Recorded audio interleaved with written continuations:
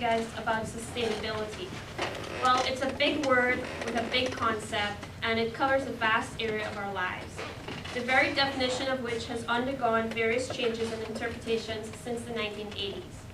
As a result, sustainability is perceived on one hand as nothing more than a feel-good, trend-setting buzzword with little meaning or substance, but you know it's important to someone and you should support it.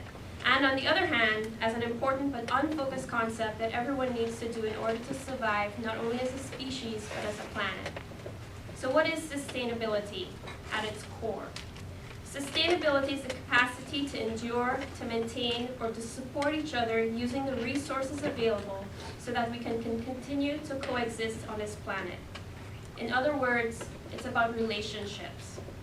It is about the relationship you have with your food, your water, your earth, your family, your friends, your community, your environment. It is about having respect for all those things, and ultimately, it is about the relationship you build and create with yourself. This is what I do with my sustainable business line. I facilitate relationships in a fun, memorable manner. Let me take a few steps back and tell you how I got to where I am today. As BJ said, I'm originally from the Caribbean islands of Trinidad and Tobago, which is classified as a developing country or a third world country.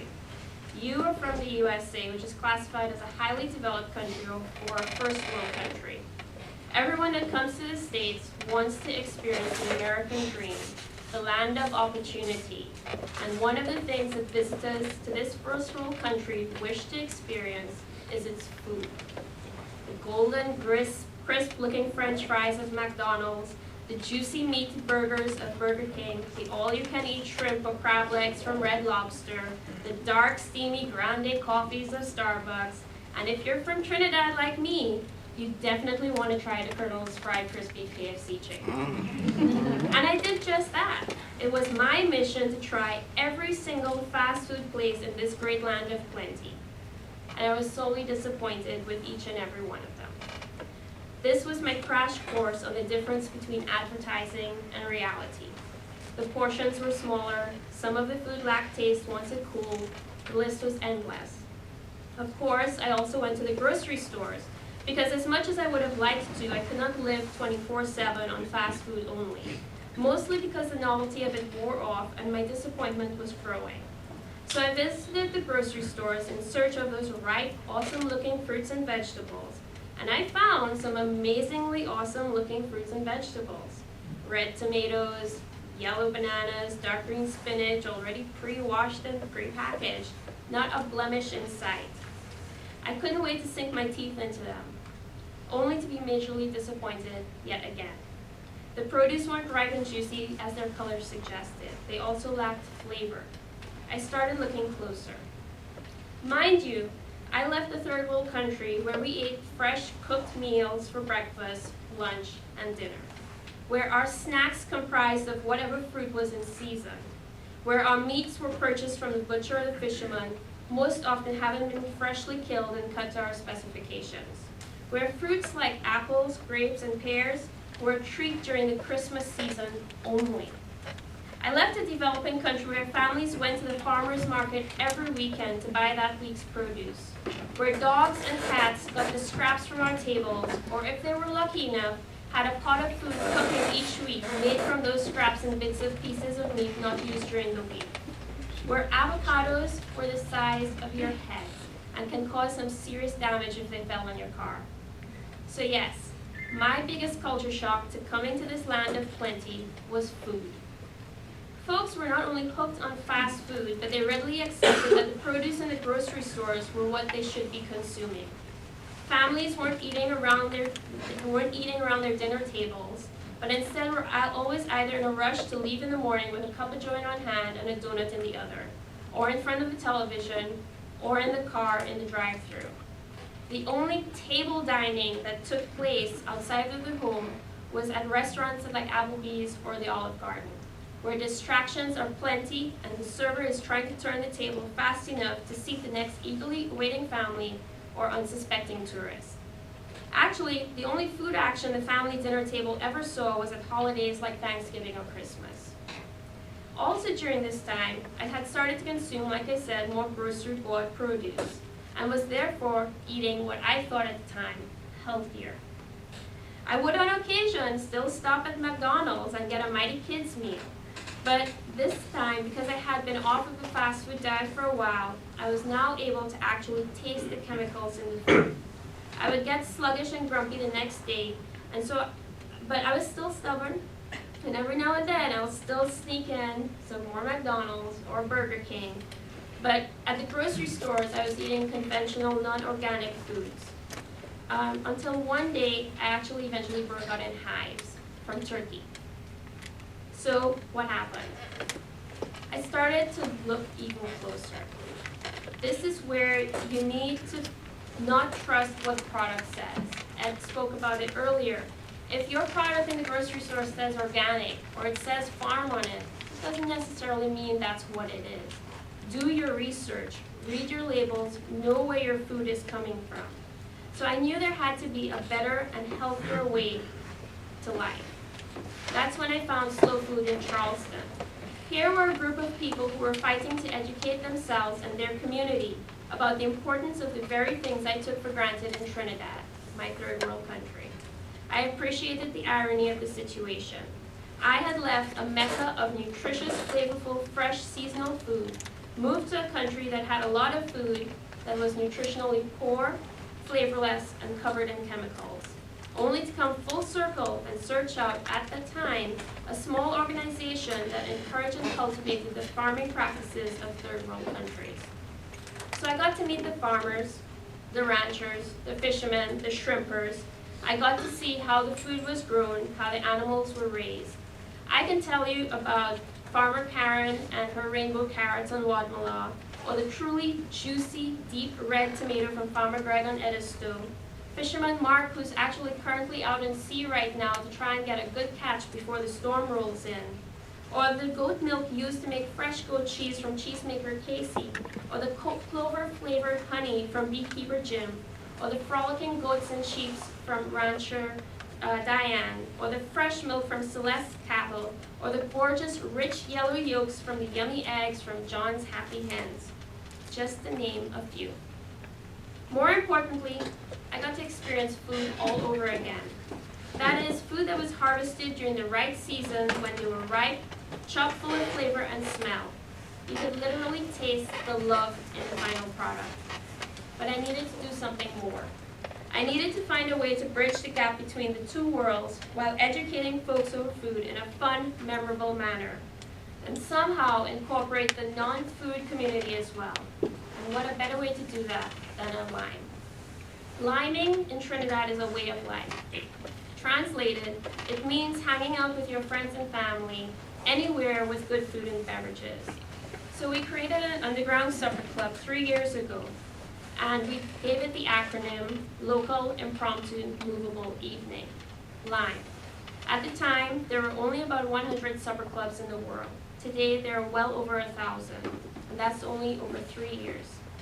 I focused on the slow food philosophies of utilizing local seasonal produce around a single large family-style dinner table. We started out by featuring student chefs or unknown chefs and pairing them with mixologists and sommeliers. The culinary talent had to go out and meet the farmers, discuss menu planning with them, and determine which produce would best suit their needs to create a 7 to 9 course tapas menu for 80 to 100 guests. The mixologists and sommeliers had to create beverages that reflected the local seasonal produce available as well, or offer wines that utilized the slow wine philosophies of small production and traditional methods of cultivation. But it didn't stop there. Lime was not just about the food and beverage. It was about the experience. It was about the community. So we did at each event for a different local charity, each month focusing on the chef's choice of charity. We incorporated local, non-food related businesses via door prizes for our guests. The aim was to get as many things as possible donated so we could channel as much funds as possible from the ticket sales towards the charities. That was my grand plan. And as with all new concepts, you have to be flexible, movable and impromptu, if you will, in order to grow. It so happened that most of our changes occurred after one very interesting Lyme event. We hosted a dinner for the Charleston Animal Society for both humans and dogs. We used Sundog Cat Moon's veterinary clinic's crock-pot diet and converted each ingredient into a course for our guests. So dogs and people ate the same exact meal. And because we had dogs as our guests, we had to limit the number of guests. So we dropped it from 100 to 40. For this same dinner, we had the Oscar Mayer Wienermobile as a door prize. And as luck would have it, the guy that won the door prize was actually going to have a ride in it the following day. So he auctioned it off. We raised $500 just for one ride in the Oscar Mayer Wienermobile. A light bulb went on. Not only did we decrease our guest size to create a more intimate family feel, we were now able to offer a potentially larger donation from our auction fundraising. So what does all of this have to do with sustainability? Well, remember I said sustainability is the capacity to support each other using the resources available so that we can continue to coexist. In other words, it's about relationships. It's about the relationship you have with your food, your water, your environment, your earth, your family, your friends, your community, your environment. So the relationship between the farmer and the produce. The farmer then connecting his passion to the chef. The chef then passing that intimate knowledge through the way he chooses to cook the produce. The chef then relaying that passion he felt from the farmer, who now has a name and a story behind the dish he has presented to our guests. The guests consuming 7 to 9 courses of local, seasonal produce and learning how their wine was made by a small family owned and operated vineyard. The guests, who arrived as strangers before the dinner, are now seated next to each other, shouting across the dinner table about some joke they heard, or how awesome the food was tasting, or even collaborating their resources and to win an auction item. The local business owner, who previously had slow foot traffic in his store, now has a group of dedicated fans who remember his participation at a dinner they went to and as a result has repeat business. The local entertainer, who now has new contacts for future private parties. The guests now know how to contact the featured farmers and seek them out at local farmers market or directly. The entire crew leaving the event as one big family. Many of who met at that very first Lyme event 3 years ago and still have strong friendships today. Today, we are the only supper club in South Carolina that is certified South Carolinian and are members of the Fresh on the Menu program, which means that at least 25% of our menu has to be local seasonal produce. I can proudly say that at least 90% of our ingredients are local seasonal produce. We also now have chefs, charities, local and international businesses seeking us out to be part of the events. We have been recognized by the national and international media and the organizations like Slow Food International for our efforts to bring the community together over good food and beverages. I'm going to show you a clip of a YouTube video that we did at one of our earlier events. Ironically enough, it's for an organization called Sustainable Warehouse. All of the furniture was donated by the charity, which we auctioned off at the dinner. All of the decorations were donated by a guest. All of the servers, culinary staff, photographers, and entertainers donated their time and labor. The chef is now a sous chef at Carter's Kitchen in Mount Pleasant and has worked under several famous chefs. The sous chef in the video now owns his own catering business. The video was shot by a former culinary student who is extremely talented, and because of this video went on to pursue a successful career in photography and videography. The location, a local business on King Street, also donated the space in exchange for 2 seats, giving them the opportunity to talk about what they offer. Most of the guests came as couples, all of them left as one family. The take-home message I have for you is this: focus on how to support and grow your relationships. Your relationship with the land, the sea, the air you breathe. Grow a garden in your home, your school, or your neighborhood. Experience the joy and pleasure of picking that right produce and prepare a meal with it. Share that meal with someone you care about. Your relationship with the food and beverages you consume. Your relationship with your community. Get to know where your food comes from. Know the story behind the food, its history before getting into your mouth. Be able to relate to the smells, the memory, the different tastes and colors. It makes the connection more real. It helps you determine if it's something you want in your body or not. Build a relationship with your local farmer, fisherman, or rancher.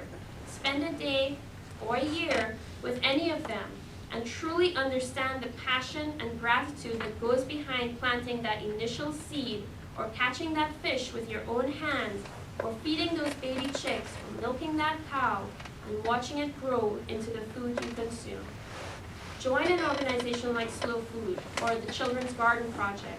And I know you've started one here as well, Katie's Garden. Do something simple. It can go a long way, like recycle bins or compost bins at school or in your home or in your neighborhood. Your relationship with your friends and family. Have a meal around the dinner table. Ask each other, how was your day? Talk face to face with each other. Have a picnic here at school and trade stories about BJ and your other teachers. Put the phone down.